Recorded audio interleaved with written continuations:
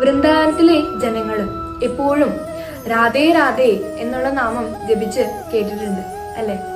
ഇതിനുള്ള കാരണം എന്താണെന്ന് അറിയാമോ?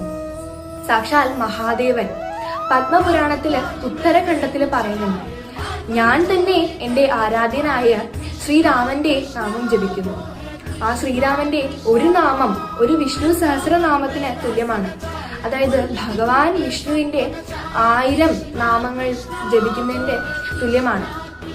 അതോടൊപ്പം ബ്രഹ്മാണ്ഡ പുരാണത്തിൽ പറയുന്നു 3 വിഷ്ണു സഹസ്രനാമം ചൊല്ലുന്നതിന് തുല്യമാണ് ഭഗവാൻ ശ്രീകൃഷ്ണന്റെ ഒരു വിശുദ്ധമായ നാമം. അവസാനമായി അത്യന്തമായി ഭഗവാൻ ശ്രീകൃഷ്ണൻ തന്നെ പറയുന്നു, എന്റെ 100 നാമം ജപിക്കുന്നതിന് തുല്യമാണ് രാധാദേവിയുടെ ഒരു വിശുദ്ധമായ നാമം ജപിക്കുന്നത്. അപ്പോൾ എത്രത്തോളം ശക്തമാണ് ആ രാധാദേവിയുടെ നാമം എന്ന് നമ്മൾ ആലോചിക്കണം.